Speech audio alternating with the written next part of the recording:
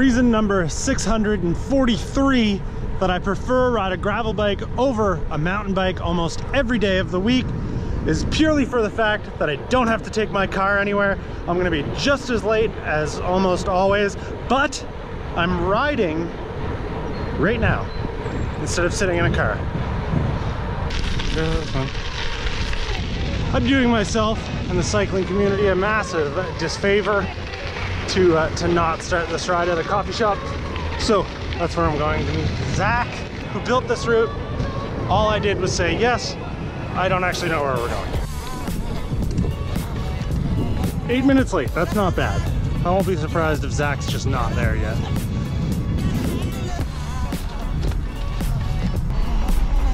Sorry, traffic was really bad.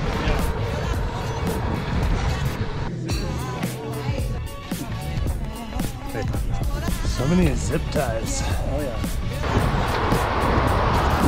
I think we've got more food in our pockets than our pockets know what to do with.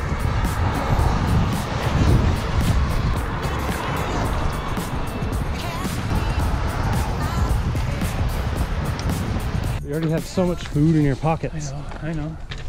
But here, watch.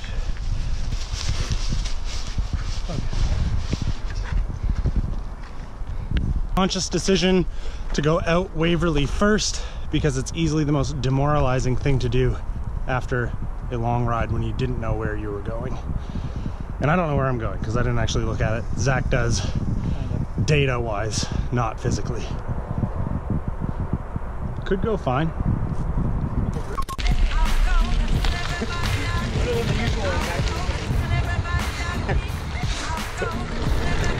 Isn't coffee a diuretic?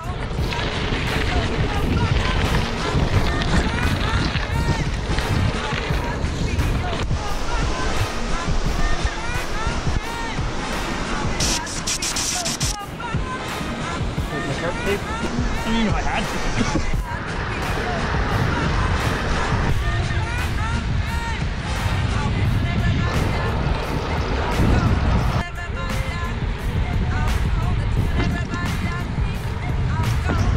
Dirt!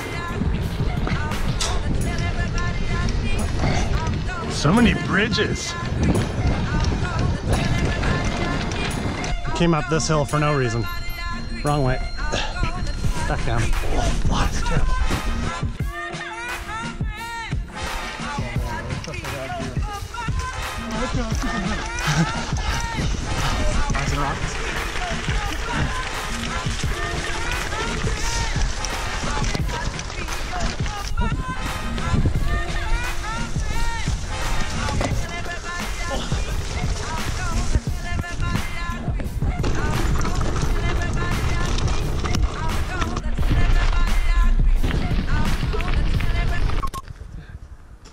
Well, that's the end of that, really. I didn't even get rid of like the new tread things.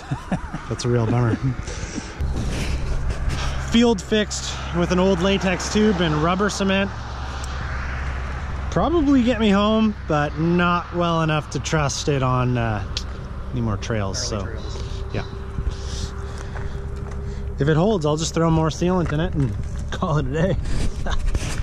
And then worry about it as a problem, you know, on the next ride.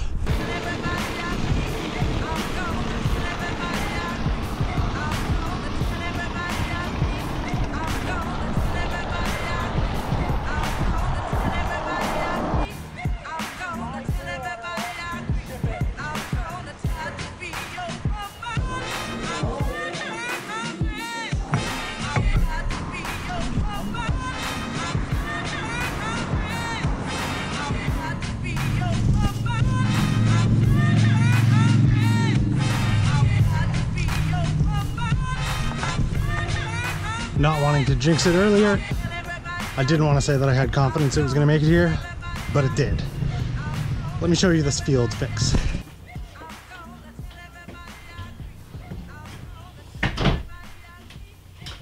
It's funny how much running a tubeless setup gives you this unbelievably false sense of security in going for a ride, and also makes you make this stupid decision including my gross negligence of ever doing any sort of maintenance, to not bring anything with you. Because you're sitting there thinking you're invincible because you're like, ah, I'm tubeless.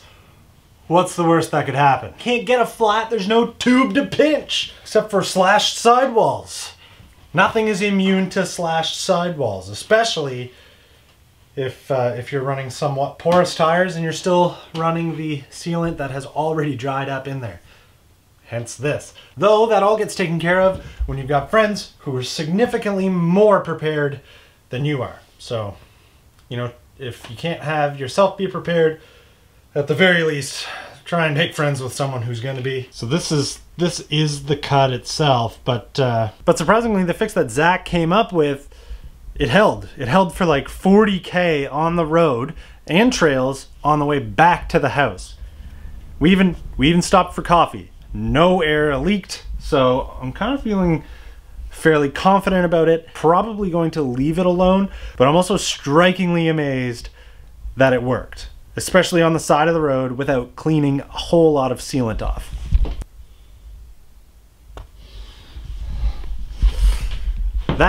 That is a homemade patch from one of Zach's old latex tubes, along with your run-of-the-mill rubber style compound patch glue. That's it. That's all it was. We didn't even really take a whole lot of time to clean any of the sealant off. We just let it get tacky, put it on, throw CO2 into it to get it back onto the bead, and away we went, riding. I don't know that I lost any air pressure at all on the way home. So 10 out of 10 field repair. Honestly, I think at this point, it only makes sense for me to order some sort of either latex sheet or a latex tube and cut it up and just kind of use it along with that glue and bring it with me on any ride where I'm using a tubeless setup and I'm too stubborn to bring a tube with me. Though it's probably a good idea to bring a tube as well. Another loss for me in the world of keeping any sort of air inside of a tire. In fact, I'm having a very similar issue with my mountain bike over here. Same rim, different tire.